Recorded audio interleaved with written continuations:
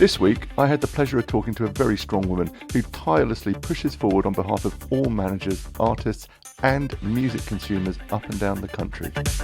I met with Annabella Coldrick, the Chief Executive of the Music Managers Forum, MMF for short, at their offices in Southwark in London in the legendary Ministry of Sound. For those that aren't familiar with the Ministry, it's one of the world's best, loudest and most loved nightclubs, a key part of the nighttime economy in London and a venue that pioneered high quality audio and was the first to bring some of the world's greatest DJs into a nightclub setting here in London. And I'm talking about the likes of Todd Terry, Masters at Work, Frankie Knuckles, R.I.P. Frankie, CNC Music Factory, Roger Sanchez, Junior Vasquez, David Morales, and the roll call of house music legends goes on and on. Annabella talks to us about her background, how she got to sit at the helm of the MMF, and what their objectives and goals are. If you're in the business of artist management, then the chances are you're already across the work the MMF do and are probably already signed up. These are good people doing great work. If you're an artist and your manager isn't signed up to the MMF, then you want to know why. These people are committed, dialed in, and most importantly, they've got your back. We dig deep into the very lucrative but very shady world of secondary ticketing and dip a toe into the dark and murky waters of royalty payments. So, without further ado, pour a glass, put on the kettle, or just kick back and listen while we take ourselves to the Ministry of Sound and sit down for an hour or so with the awesome Annabella Coldrick. Music Talks.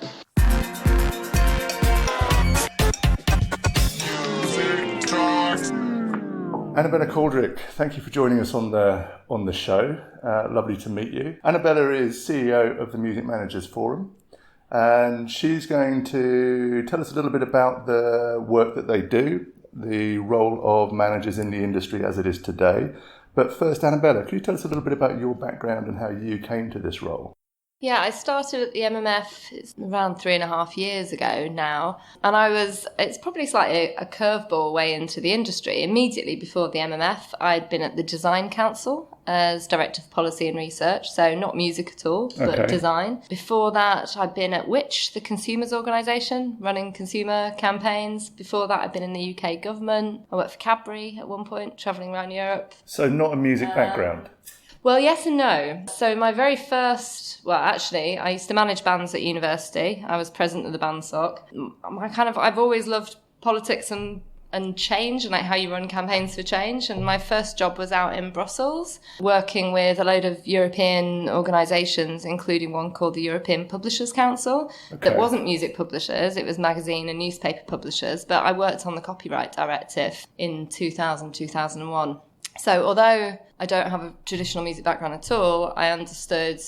Well, actually, the MMF put an advert in The Guardian and they said you don't have to have a music industry background, but you have to understand the issues, you have to understand how you run organisations, representative organisations, how you campaign to change industries for the better, how you ensure that your members have professional development and training. So actually a lot of things came together and made sense for it. But no, I wasn't immediately in the industry. And I think the biggest learning curve for me was probably around building the connections and the network. So I'm quite good at understanding industry structures. I'm quite good at understanding the economics of the industry. And we'll come on and talk about streaming. I'm quite good at all the, probably the stuff that you can understand in a more theoretical way, perhaps. And then my challenge was getting to know the people and know the policies and know the politics of the industry itself in order to operate within it. I think it's pretty forward thinking of the MMF, really, because the industry generally tends to be a revolving door. You know, you'll move from one firm to another, and it's the same sort of faces and the same people tending to do the same roles. I think recently we're seeing a bit more, recently within the last sort of 3 to 4 years, a bit more of a change in that respect, which reflects the way that the industry is changing, I think. How do you see the role of the manager in sort of today's sort of music ecosystem? Well, that's what I kind of think is so interesting. So I went to Leeds Sound City. I'm from Leeds. In 1997, 96 or 97, I think. And I saw a talk which there was a manager on talking about how the manager's role is to go out there and make the connections and do the deals and then kind of work with the parties across the industry to deliver the artist strategy. And that was, 25 plus years ago now. And actually it's changed so much, because now increasingly, whilst the manager's role might be to do the deals, increasingly it's to develop the artist, and it's actually to deliver a lot of the services that potentially other parties in the past would have delivered. So it's less about just doing the deal making and the project management, and more about the actual artist development and really steering their career, and potentially taking on a lot of those other roles in the industry. This is interesting, because I think there are some great examples of that in the US. You look at the team around DJ Marshmello, Scooter Braun, Rock Nation. Yeah. They are very much not just developing the artist, but they're taking on a lot of those, again, not necessarily business roles, but a lot of the roles that might have been handled by the record label, a legal team, an agent. Is there anyone sort of in the UK, or are you seeing that generally managers are having to become more adept and having to get their skills across more touch points than perhaps just going and negotiating the publishing deal or the record deal?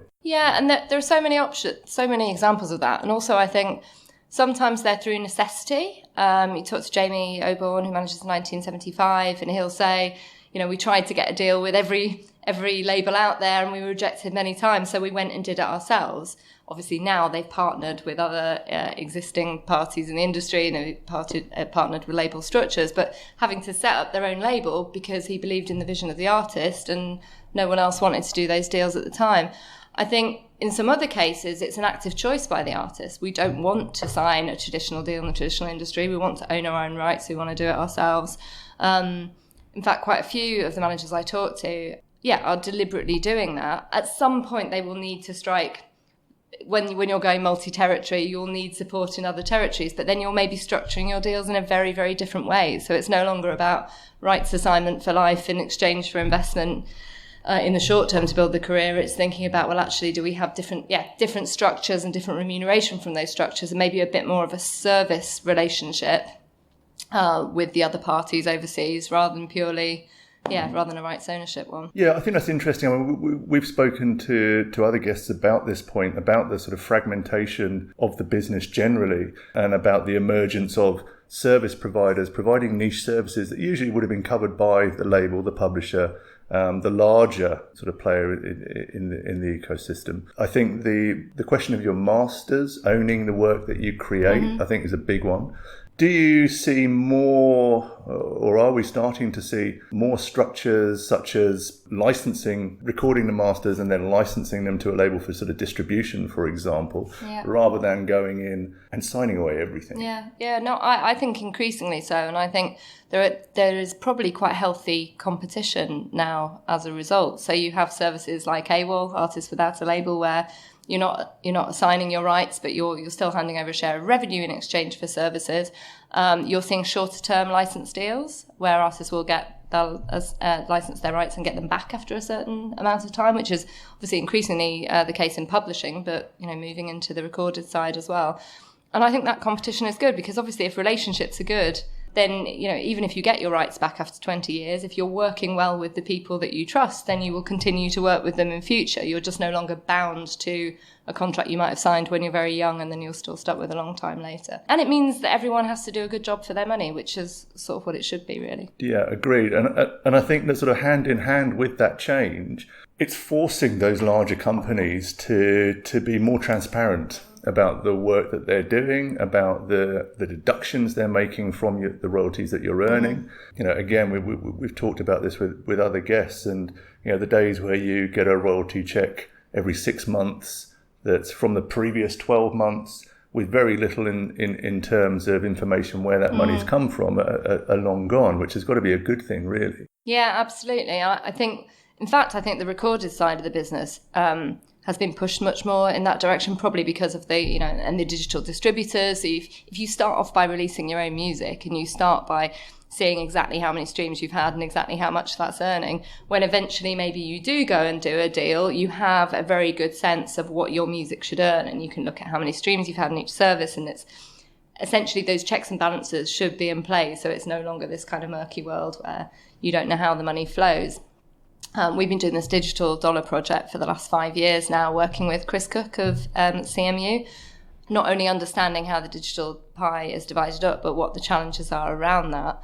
We've created a transparency index of all the bits of data that an artist and their team should have access to in order to ensure they're paid fairly. I wouldn't say it's, job done, because it clearly depends who you're working with, and some labels are more transparent than others. But more recently, we've turned our sights to look at song royalties, and that's the murkiest world you can imagine. I hadn't realised. So we know that a stream is about 0.4 pence on the recorded side. Well, that's what goes from approximately as a rev share from the digital service, say a Spotify and Apple. I mean, they're all slightly different rates, but as a very approximate, that goes to recorded, and then you can do a sense check on how that flows. But a stream on the publishing side is worth approximately 0.1p.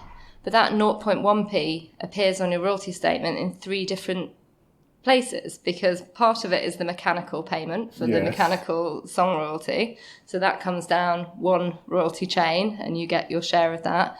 The second one, the performance one, is then split 2 ways. One way to your publisher, so say through a PRS, through your collecting society, and then back on a royalty statement, and one way directly to you. And it can appear on different royalty statements over up to 2 to 3 years. Well, that's not confusing at all. So being able to sense check your song royalties, because nowadays you can, as an artist, you can go, I've had 1 million streams, should be about £4,000. Well, I signed a deal where it was a 50-50 deal, so I should be getting about £2,000, or I signed an 80-20 deal. You can have a bit of a sense check about where your money should be going, and you can then look at your statements and look at your time periods and go, okay, I'm being paid fairly for the deal I did, and I understood the terms of it. You can't really do that at the moment on the song side. So that's our latest campaign, is to try and shed some transparency on that, and try and push the services, well, not just the services, but the intermediaries, the collecting societies and the publishers, to be very open about those chains that your song royalties flowing down and when you'll get the money. 2 to 3 years after. It's insane. If you wrote and recorded your own music, basically your song money's coming in 2 to 3 years later after your recording money for the same stream. It's mind-blowing. It is, because someone somewhere is earning interest off that money. Indeed. And it's not the composer or the artist. No. I think there's some interesting things going on in that side of the world, publishing particularly. Publishing's always been the poorer brother of the master rights owner. They've never got quite the same rev share. I think sort of back in the days of CDs, they got 8%. And then when we switched to MP3 downloads, as a lawyer that was doing those deals, I wouldn't allow a deduction to somebody like, for example, an Apple or an iTunes. I wouldn't allow a deduction for publishing of more than 8%. In the publishing world and the recording world, you're always competing for the money. And I think the only place where you had real parity on what you got paid was for sync. Where you had 50% went to publishing, 50% went to master rights.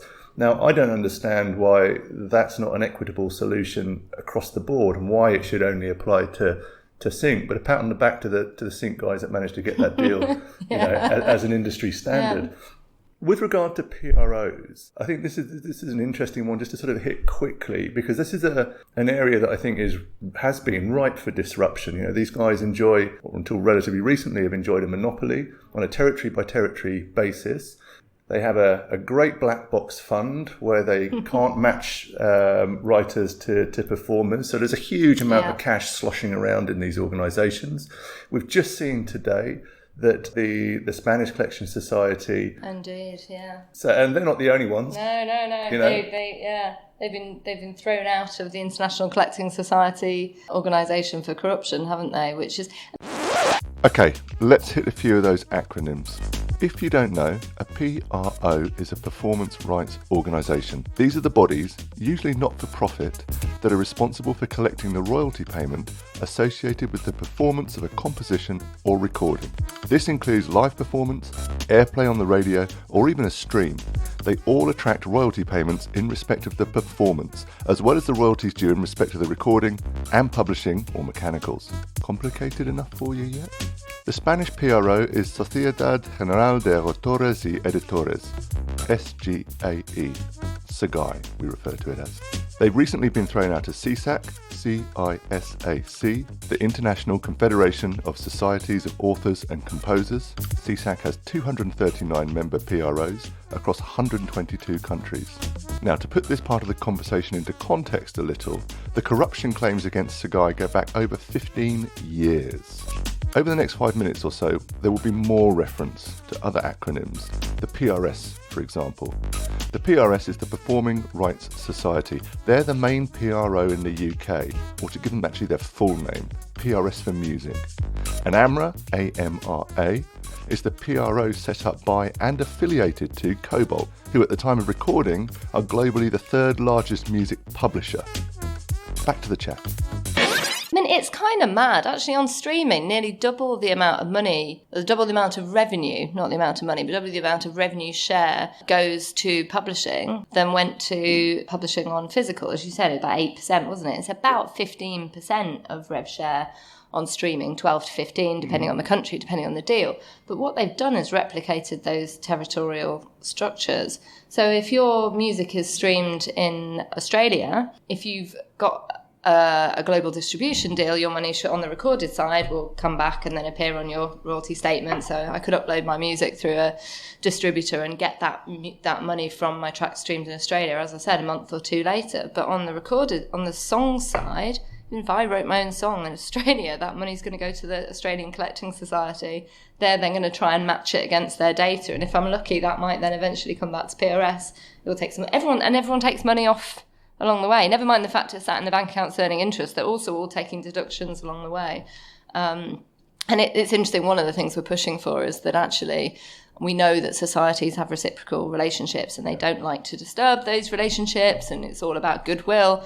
On the other hand, it does not make sense. It does not make sense in a global digital era that the money is going through so many parties. It should. I don't see why, even if it is streamed in Australia, why the money should not come directly into my publisher and collecting society in the UK and then directly to me as a songwriter rather than having to go through all these other parties. Yeah, agreed. And like you say, especially when you now have reciprocal arrangements, you have licensing hubs, this has all the signs of becoming more streamlined. I know that the PRS are doing something with blockchain technology to make the tracking of rights a bit easier. I don't know if that's something that's sort of come across your desk or that you're aware of. Well, a bit. I've been to an awful lot of discussions about blockchain. Obviously, the important thing is having the data correct in the first place. Yeah, which nobody has at the moment. No, exactly. And the latest thing is everyone's talking about AI, aren't they, and what AI might be able to do to help faster payments and solve problems. And I know that the UK government, the Intellectual Property Office, is going to be publishing a report in the next 2 to 3 weeks, which is all about this. It's all about if you're putting bad data in because no one is incentivized to put good data in, then it's no surprise that the money's not finding its way back. And I think, you said the word black box, which I know is often, I was told there is no such thing as black box. There is just unallocable. We'd like to allocate them, but they're just not allocable. So we can't do it. Therefore, we have to divide it by market share. But yeah, on the song side, it's interesting because obviously those songs that they're not identifying probably don't belong to the major publishers, because in general the major publishers, I would say, have or certainly should have their data correct in the system. Well, they do a great job at collecting. They do a great job at collecting their money. Yeah, they generally know what they're owed. But then there's also then all this extra money, which probably doesn't belong to them, because if it did, they probably would have claimed it. But it's not in their interest as a whole to fund the system to correctly identify that money if they're going to get it anyway. And it makes it difficult for competitors who are then trying to bring other solutions into the market but don't have that share of black box, because if they can come along and say we can correctly identify all your songs and claim more money from them, that's great. But if they're then not getting the slush fund topping it up, even if they are correctly claiming more money that you are genuinely owed, you still might not earn as much as just automatically getting the slush fund coming in, which is not good. No, and without wanting you to stick your head out, let's not talk about the worst of the bunch. In your experience, who are the best at the moment, or who are sort of doing things right? Yeah, I mean, I think in general there is an acknowledgement that there does need to be more global licensing. Very few companies are actually getting there. I know AMRA certainly has ambitions in that space and seems to be doing some really innovative stuff. We've spoken a lot to ICE, which obviously is the joint venture of PRS that's trying to create hubs, as you said. For example, ICE does license YouTube globally for the repertoire. But not Spotify. Well, yeah, I know, I get that, but I think the fact that they managed to get Gamer to to license YouTube, which is a huge problem for them for a long indeed. time, is no small feat. But just very quickly, tell us who's part of the ICE organisation. Stim, Gamer and PRS. I'm sure there are a couple of others. Yeah, you would probably have to ask them rather than me. Stim are the Swedish Collection Society. ICE is the licensing hub that they created by joining with the PRS in the UK and Gamer in Germany. Yeah, and then there's Armonia, isn't there? That's the hub of all the southern collecting societies trying to create, a competitor to ICE. I think in general this is all really positive, but I still don't think there should be regional licensing for digital. Agreed. And I think AMRA coming into the game is a great example of people who have a background of doing it right. Cobalt, when they came to publishing, they were the first people to get rid of the smoke and mirrors. You got a monthly report. You had access to a back end that showed you where and how your revenues were being earned. And I think for them to sort of see that the collection society market was ripe for reformation. These guys enjoyed territorial monopolies, huge black boxes where money just allegedly sat, clearly ripe for corruption, as we've mentioned in the past. What do you think is the future for this generally? Do you think we're going to see more organisations like AMRA coming to the market, or do you think we're going to see more consolidation of existing societies as we have done with Armonia or with ICE even? It's hard to say. I think it's a difficult market to get into, and I think the way Cobalt did it with AMRA is they had to acquire an existing collecting society in the US which had some of the reciprocal deals in place in order to be able to operate. So it's very hard, I think, for new entrants to come in, but the fact that there is starting to be competition and that you have got the societies competing more between each other, I think is only a positive thing. So very interesting is when we've done this research, whenever you talk to anyone who's in publishing and you say there are all these problems, they go, yeah, we know, it's annoying, isn't it? We'll sort it out slowly, we've got some projects underway. And whenever I talk to managers and songwriters, they go, oh my God, really? We had no idea it was like that. We had no idea that one stream appears in 3 different royalty statements, which is why you often have songwriters saying, I had 1 million streams, I only got £5. And you're like, well, what period was it? How many streams? Is that only your statement from your performing rights organisation for your performance part of your song? So I think the first thing was that it is imperative that songwriters and their managers understand what the problems are with the current system, because otherwise how do you put pressure on to change it? And how do you then think, rather than just sitting there and going, oh, it is how it is, I don't really understand it, I don't understand how my money's coming through, you start saying, well, actually, maybe I should put pressure on my society to change, or maybe I should move society to another society for my digital rights because they're going to charge lower admin rates on digital. But you can't even do that until you understand what's happening. Are you guys involved in any sort of lobbying in that respect to sort of try and get this not resolved? Because it's a huge job. You're asking people that have been in direct competition, if you like, to suddenly start cooperating and provide this information. But is it something the MMF are working towards? Yeah, I say very recently. We spent the last year doing this research. As part of this research, we've got a number of recommendations. As I say, step 1 was to understand the issues, help managers of songwriters become aware of those, and then start to put the pressure on. So the campaign is about the recommendations going forward. It's probably not so much a public campaign, it's probably more a campaign of putting pressure within the system. But also, like I said, I think on the black box issue, and we've been talking with Ivers Academy as well, Basker's new name. FYI, we do love an acronym. You see what I did there? BASCA, B-A-S-C-A, is the British Academy of Songwriters, Composers and Authors. They have recently changed their name to the Ivers Academy, as Annabella just stated. They're the body that speaks up on behalf of creators, composers, writers. They oversee the Ivor Novello Awards, which you may or may not have heard of. They recognise composers and songwriters, and the BASCA Trust has morphed into the Ivers Academy Trust, which oversees and awards development funds and bursaries to support UK songwriting talent. Back to the chat. About actually, if you took away the ability for Black Box to automatically pay your unallocable royalties to be played out against market share, you can bet there would be massive investment in actually sorting the data out and tracking down those remaining royalties. If you said Black Box in the meantime is going to be used for charities to support new songwriters and artists, everyone will be like, we have to sort the system out, we're losing money to the industry. But without that incentive, you've not got the pressure. So yes, we're campaigning. Obviously, we're looking forward to this report from government, which I think will have some useful recommendations in it as well. Well, it's not from government, it's from the Intellectual Property Office working with the University of Ulster, I think. But it has recommendations which, if they're taken up by the industry, should start to address it. It doesn't feel like it's a quick fix, but it does feel like there needs to be pressure. And there wasn't really that much pressure before. It was just like, oh yeah, we know this is how the system works. And it's like, well, the system doesn't work. It needs changing. In the US at the moment, we're seeing a reformation of copyright, rates that are being paid, and that's being led by direct legislation. Yeah. Do you think it would take something similar to get the level of cooperation to recognise that this is an industry that perhaps does need some level of oversight? Or do you think it can be done on a sort of goodwill, need to cooperate basis without something like a legislative act or law to sort of beat people into cooperating? It's interesting because I have worked in other industries, and I did some corporate social responsibility stuff at one point for Cadbury. So you see how some industries respond to pressure, how they maybe take on codes of practice or conduct. And then when I joined the MMF 3.5 years ago, there was an amazing initiative that the MMF was part of alongside the Musicians Union, Featured Artists Coalition, what was then BASCA, now IVAs, and the music producers, working with the indies and others to try and get a UK music code of practice that would just have some really simple principles in it about how you treat artists and songwriters in the digital era, really top-level principles on transparency and everything else.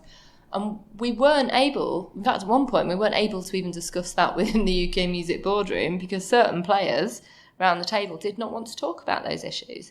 Even though it was certainly the text we nearly ended up with that we're hoping to get across the line was nowhere near as strong as the Fair Digital Deal stuff that the indie labels have. It was really high level, but just principles. But there were certainly views of lawyers in some of the parties who were just like, on principle, they would not sign up to a code of practice. They didn't like the idea of the code of practice. There'd been one in France about 4 years ago, an music industry code of practice, and they didn't want to set the precedent of codes of practice for fair conduct and transparency in the music industry, which is insane. It is insane. Like I said, you look at other sectors and the film industry and others, they've done stuff like that. So I remember coming in at the time just feeling, in my first year, really quite disheartened, thinking, well, this is pretty awful. Yes, we can try and drive good practice through innovation, but actually we should have a kind of common standard for... So we're talking about regulation. Well, so the last, I said at the start that I worked on the Copyright Directive in my very start of my career. Actually, the last 3 years we've been working on the Copyright Directive in Brussels, which does have some provisions in it which were hard fought for on transparency and fair remuneration, fair and appropriate remuneration for artists and songwriters. That now has to be implemented in the UK. But our view is, well, if we can't come to a common agreement without regulation, you have to bring it in. And that has like actual reporting guidance. It has reversion rights if your works are not being exploited by your labels or publishers. It probably doesn't do everything we'd like, but it is a backstop for legislation. You shouldn't have to have it, but if the industry won't do it on a voluntary basis, then that's what you end up with. You know, I think in some respects, and the Copyright Directive has been in the news a lot of focus on Article 13 now, Article 17. Whether or not it'll even be implemented if the UK does end up withdrawing from the European Union. But it's interesting to hear somebody who's across the other aspects of that sort of potential legislation. I think in terms of that kind of oversight, it's strange how the music industry has escaped. Because when you think about it, this is an industry that in some instances it takes on the guise of a bank. It gives an advance, it gives a loan. That loan has to be repaid. But did the Financial Services Commission have anything to... Probably not. Yeah. How are those repayments managed? How are they written off? What are the tax effects of writing off those debts? Again, all smoke and mirrors. Well, the example's always used, isn't it? It's like taking out a mortgage to buy a house, and then once you paid that off the house, you still don't get the house back. No, because we'll give you some more money and we'll keep you sort of in debt. We still own your house at the end of it. It's like, I think it's now becoming such a diversified industry, whether it's sort of disparity between the rates that you're getting territorially or from service to service, the way that those rates are accounted to you, in terms of who's looking out for the artist, because really they're the only ones that need looking out for, is organisations like the MMF. Could you tell us a little bit about the membership you have, the kind of support you give to managers? Yeah, we now have about 660 members in the UK, and they range from people like I was when I was managing my first band aged 20, so really people who are just starting out and they want to understand the nuts and bolts, and we do education courses for them. We do an Essentials in Music Management Day where we tell them here are the really key points that you need to know. We do more advanced mechanics of music management courses where we're looking in more detail at publishing deals or label deals, or we do a live and touring day. So once you're getting your artist on the road, what do you need to do about advancing shows and preparing your budgets, and what are the kind of structures of live deals. And then we do very advanced courses now, which look at digital marketing, actually, which is really interesting because, again, you were saying what are managers doing more of? And even with managers who are working with labels, major labels included, even though they might not be holding the marketing budget, they want to know how it's being spent and what questions should they be asking of the marketing teams, which is really interesting. So, you know, like, are you working with Facebook Business Manager and how are you targeting? What pixels are you using to retarget? That kind of thing. And if you don't know that as a manager, the thing is you might not even be having to do it yourself, but understanding it enough to hold the other parties in your team accountable, and not necessarily in a negative way, but just to be able to say, are you guys doing this? You're doing a great job, that's really good. Or if you're not doing it this way, have you thought of it? But for the manager at least to know what questions to ask is critical. This is the normal way that you would deal anybody that was doing work for you. Yeah. You know, what are you doing? How are you doing it? What kind of results are you getting? Absolutely. So, I mean, I don't think it's unreasonable by any stretch. I was just going to say, you asked about the members, so the grassroots, but also all the way through to, you know, some of the people on my boards and our custodians who've been in the industry for much longer. So we've got, you know, amongst on our board, we've got people like Adam Tudhope, who manages Mumfords. We've worked closely, and Ian McAndrew has been on our board, is now a custodian, manages the Arctics. Stuart Camp's a member who's been really involved in the fanfare campaign that we've run on ticket touting. So we've got managers who are passionate about different parts of the industry and get involved in different elements of it, but it's really broad. And you've got some managers with heritage acts whose main concerns are unfair, you know, pre-digital contracts, and then you've got other managers who are signing brand new deals or not signing deals or deciding that they want to work with the artists and do it themselves, who are then kind of going, well, which of the digital distributors should I work with? How do I understand that environment? If I want to set up my own publishing company, how do I understand more about publishing? So really huge range. But the thing they've got in common is they're all really entrepreneurial and they all care desperately about their artists' careers. So yeah, it's quite, of all the trade bodies, I think it's really interesting because I've worked in big companies where big companies are part of trade bodies. And this is actually some of the nicest bunch of people you work with. Because yes, you know, they all work in the industry. In theory, their artists might be in competition, but in general, they've got more in common than they have in terms of competitive nature. And actually, they're very keen to kind of come together and go, these are things we all collectively care about. What can we do about it? And sometimes what we can do about it is public campaigns. Sometimes it's just improving the knowledge amongst managers so we're all pushing for better deals. It's a necessary role. I mean, just like, as you say, sharing information, you know, is extremely valuable in itself. I think especially in an industry like this, where there are a lot of people with significant self-interest. You mentioned secondary ticketing. That's been something that we've been hearing a lot about lately. As somebody that is a music fan and goes to and enjoys live music, I've come across secondary ticketing in most of its guises. Yeah. Can you tell us a little bit about the work the MMF have done with that and the changes that we've seen recently? So again, it was about 3.5 years ago. It was just as I started at the MMF. The government was going through a review called the Waterson Review, which was looking at the ticketing market and going to make some recommendations. And a bunch of managers got together who really cared about the issue, which we were involved in, and said, look, we spent years, this situation has just got worse and worse and worse. It felt around the Olympics that maybe there was going to be some controls in the market, but then the Olympics came and went, and we don't want to be in a situation where it's like America, where artists have absolutely no control over the price of their tickets, and touting is so commonplace that you're basically squeezing out a lot of your fans, and the main focus is how much cash you can get out of your fans and passing the tickets around to various brokers to do so. And it was felt that if we didn't get our act together and collectively campaign, that we'd end up in that same place. So we started a group called the Fanfare Alliance, and we hired an amazing campaign manager, this guy, Adam Webb. And we spent the last 3 years, I think, making some real progress. Our aim was not to ban ticket resale. We felt there is definitely a role for ticket resale.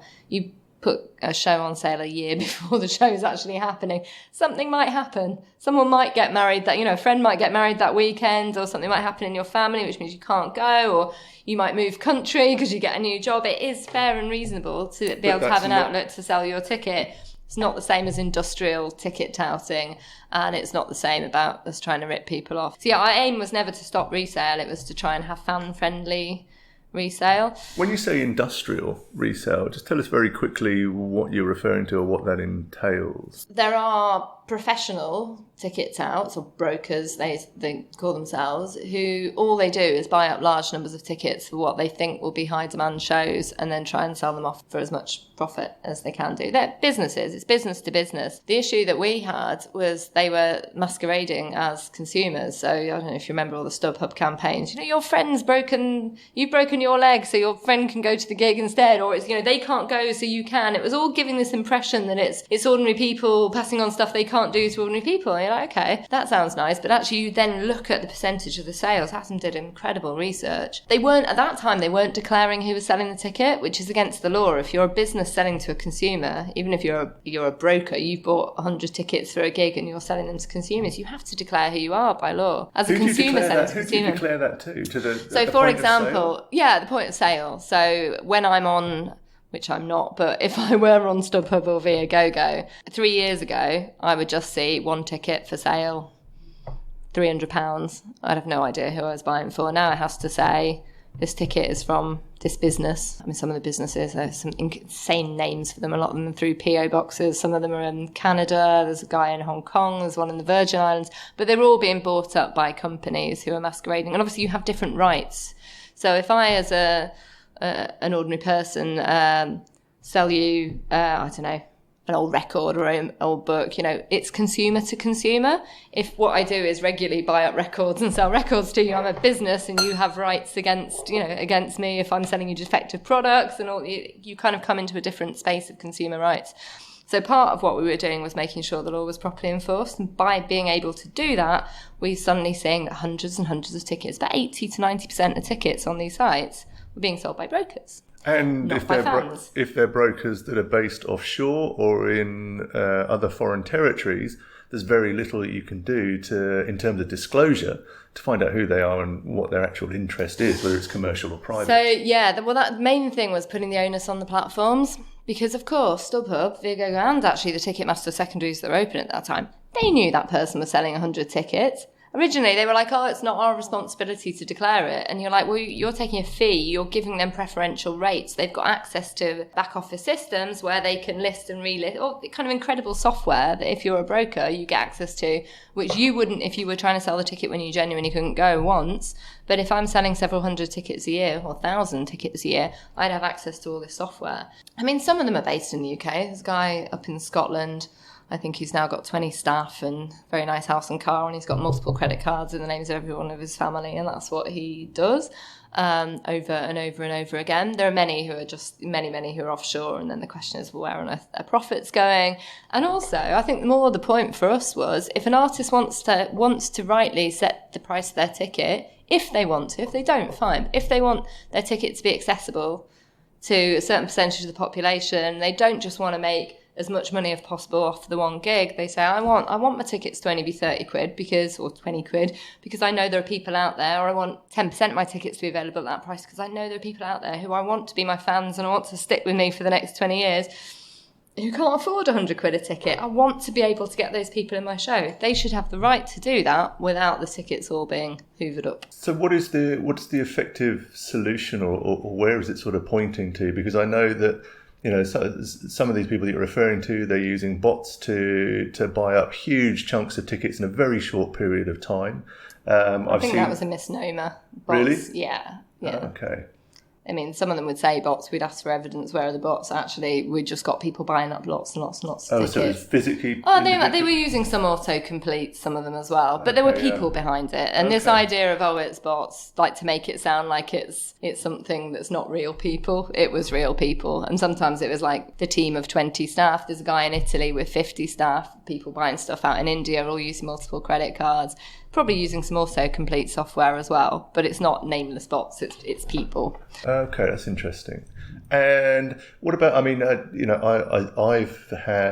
had to show photo ID. Mm-hmm. I've had tickets with my picture on, with my name and address on. Yeah. Glastonbury have been doing that, haven't they? How are those kind of systems working to combat this, and are they working? So Ed Sheeran did an amazing job, actually, which Fanfare worked really closely with on his last tour, where they were properly doing names on tickets. They were cancelling off tickets, which had been bought through Viagogo, which had been bought through resale site. They're very, very clear. When their tickets went on sale, they said, you can only buy this ticket if you're a consumer.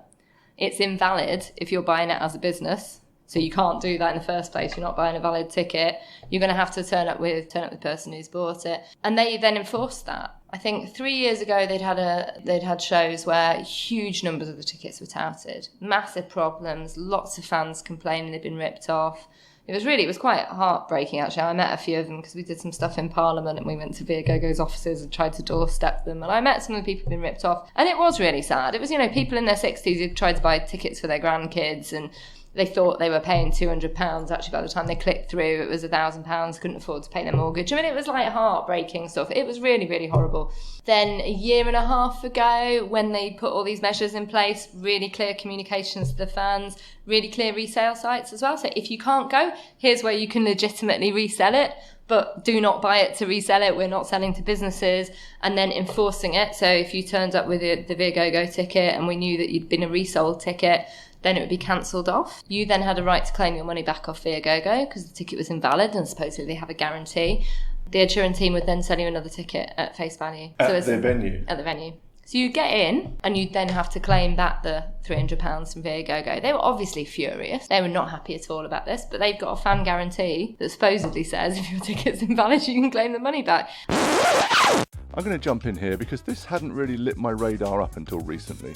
Working at a record label, you don't tend to have to pay for your tickets to shows. You're either going there to do work, or you've been given tickets from a colleague, an artist, or from one of your peer group at another label. Least of all, you don't have to get involved with ticket reselling. So it's a bit of an ivory tower in that respect. And having had a little dig into this, I had no idea how bad it was. Let's have a quick listen to an ITV News report that was recorded at one of Ed's shows. Leaving the fans who'd paid up to £230 a ticket, that's 3 times face value, empty-handed. 2 of them travelled all the way from Israel. We bought the tickets in November and they say they will send it to us, and they didn't.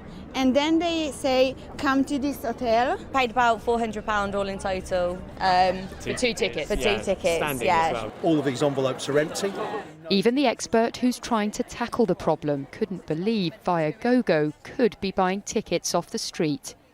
According to him, he'd been sent out by Viagogo with empty envelopes in order to try and get tickets on the ground here today. So effectively, you had 40 people that were expecting tickets that thought they bought genuine tickets off of Viagogo, when in fact the tickets didn't even exist.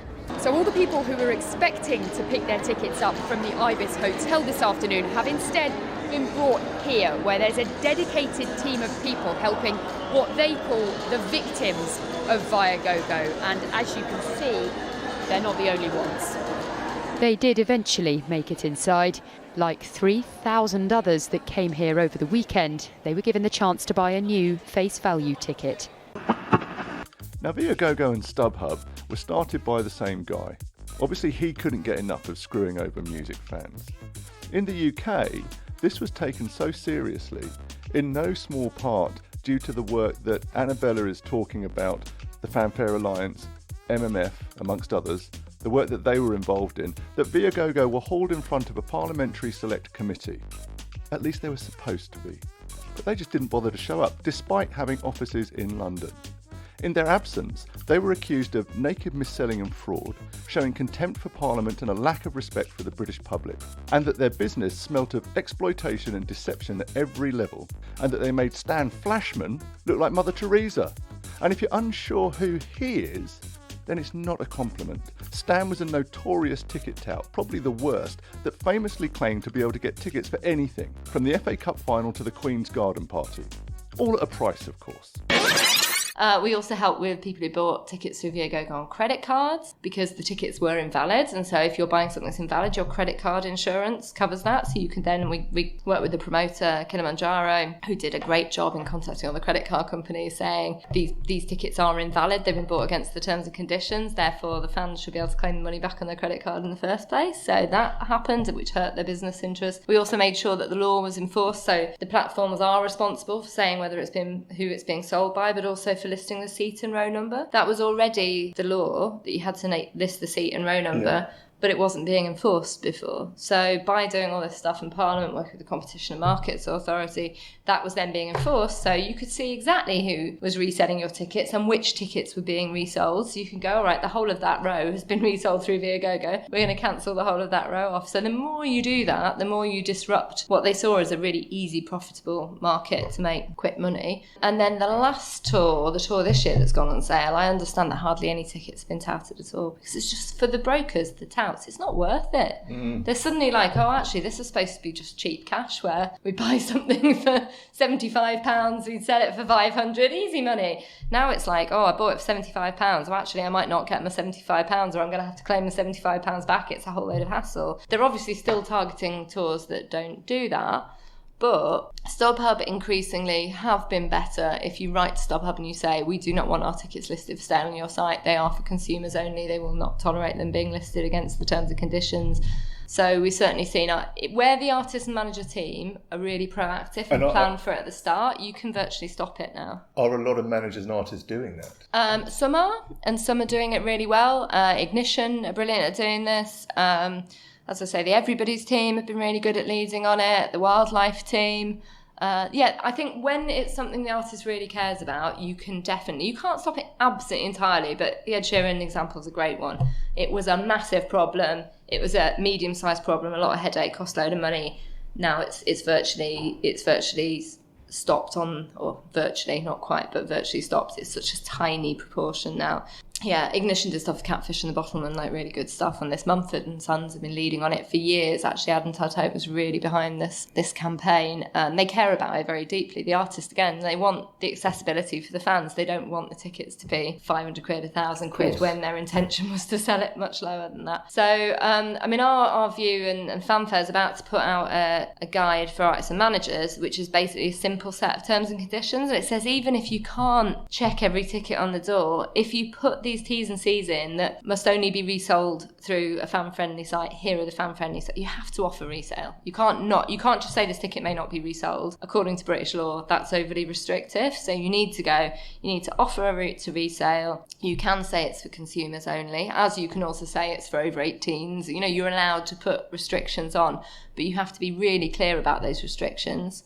And you have to tell the fan up front, because it's not fair to not tell the fan up front and then they try and resell it and you tell them, oh, we're cancelling it. And you're like, well, no one told me I couldn't do that. So you have to be really clear. The Roundhouse do it really well. They're really good at it. When you buy tickets, their box comes up and tells you what the terms are. And then you accept them, and by accepting them, you know that you're not allowed to try and make a profit off reselling it. Well, this sounds like a really good example of sort of various different elements or participants in a community laying siege to the fortress that is the resellers, and from each of their different angles of attack managing to effect some kind of change. Could that kind of organisation around a common interest tackle some of those issues around royalty payments that we've been discussing, for example. Yeah, no, that's certainly the aim. I mean, that campaign was so clear and so focused. It still needs implementing, as I say. You'll still find artists who they put the tickets on sale with no restrictions, and then they're like, oh, my fans are now angry with me. Why are my fans angry with me? And it's like, well, because you have to plan for this up front.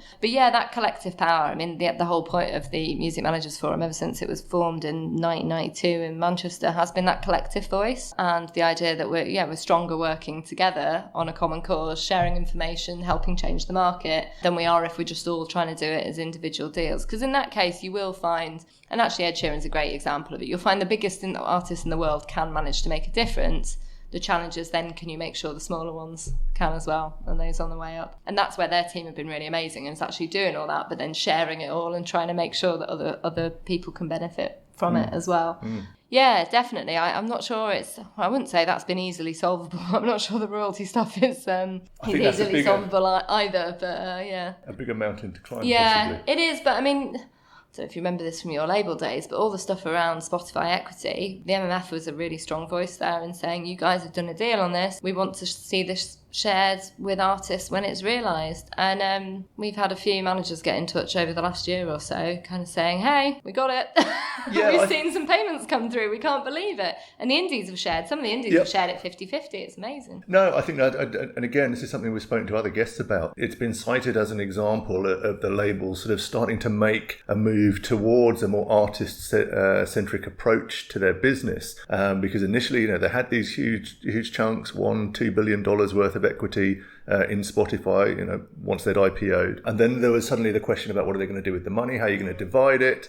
Without saying which company it was, I know certainly one of the organisations I worked for was quite keen not to have to talk about how they were going to divide it or who they were going to share it with. But through lobbying and through pressure that was put on by organisations such as yourselves, we saw those shares get sailed, and we saw, I think probably without exception now, certainly the three majors and Merlin as well, have shared that money. One of them hasn't divested their shares yet. Ooh, Universal? Not yet. They've agreed that they will share the money, but they've not divested the shares. Shout out to Lucian and the guys at Universal. Get your hand in your pocket. I think that's a great time to leave it. I know that you have another engagement and I don't want you to be late. No worries. So thank you so much for joining us, Annabella. It's been really interesting. And thank you very much. Thank you. Music Talks.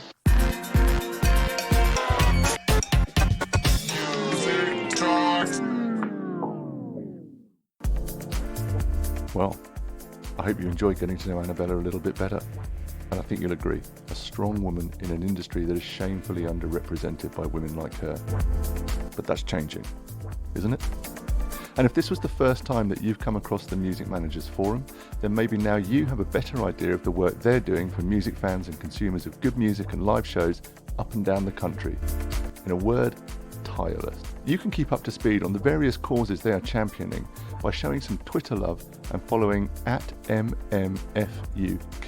Also, don't forget to keep eyes on the Fanfare Alliance for those sample ticketing terms and conditioners if you're a manager or promoter or an artist. They're at fanfarealliance.org, and props to them for all their hard work. I think we all have a much better idea of just how seedy the world of secondary ticketing is. And whilst we're pumping out URLs and Twitter tags, keep on point with Music Talks by subscribing to the show. Get with us on social media. @HelloMusicTalks is our Twitter and Insta handle.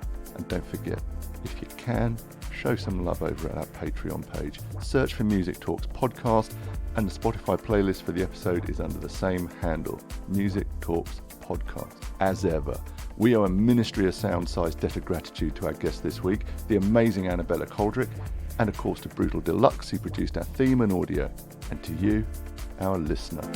I'm Leon Hill. This has been a Music Talks production. Until next time, keep it live.